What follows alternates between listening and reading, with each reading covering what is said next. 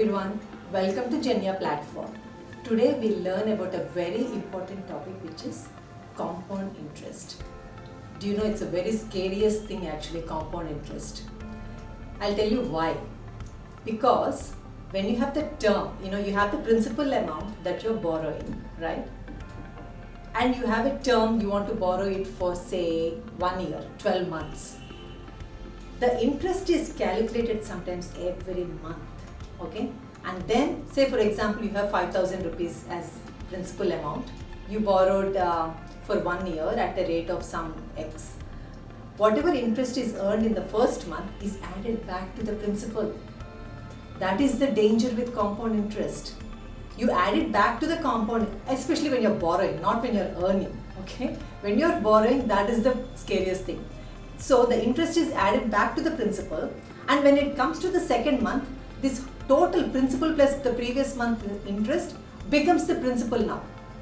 So you see how it is, compounding. That is the reason it's called compound interest. And today actually I got some very interesting information which I knew before as well, but from the time I knew it before and now, the interest rates have been really crazy.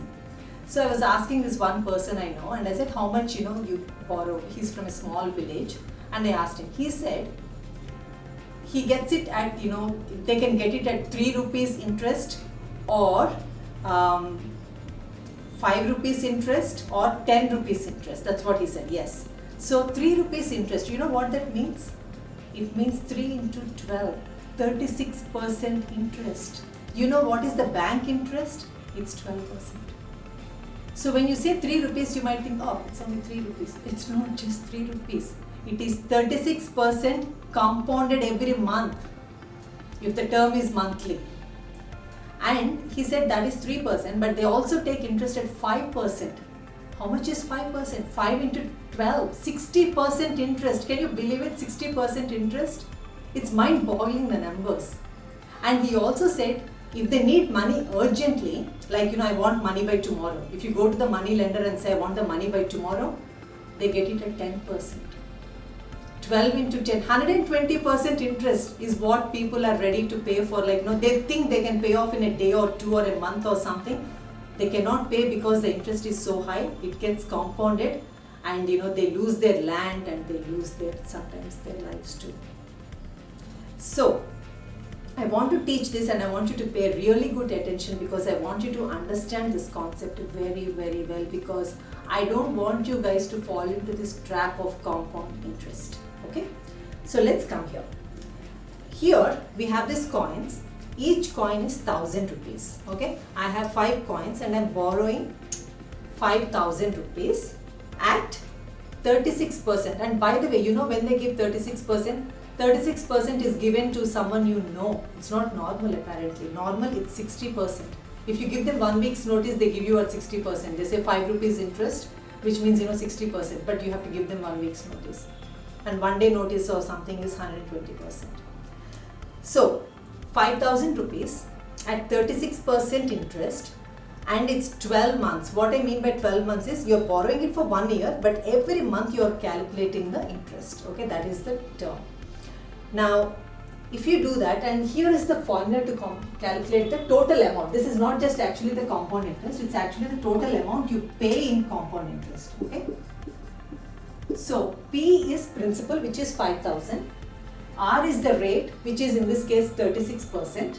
And T is this 12. Okay. And N is the number of years. So, number of years is here, in this particular case, I am borrowing this money for 1 year. Okay. Now when I put this formula, what I get is, in the case of 36%, I get 7,129 rupees is the total amount that I have to pay back at the end of year 1. Okay. Now, when you do it for 60%, I have to pay back 8,979. 7,000, right? I said each one is 1,000. Let's round it off to the closest 1,000. So this is what I need to pay back. This is my original.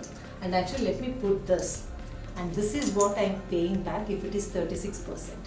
But if it is 60%, I am paying 8,979, let's say 9,000 rupees. See, this is how much I am paying back. But if I'm borrowing at 120%, I'm paying back almost 16,000 rupees. Can you believe it? So let's see, 15 and another 15 and one more. Can you see, this is what you borrowed, and at the end of 1 year with 120% interest, this is how much you're paying back. You have to understand this very well so that you don't fall into this trap and you end up paying so much. And remember, the bank interest is about 12%, 120%, 60%, there's no comparison. Okay?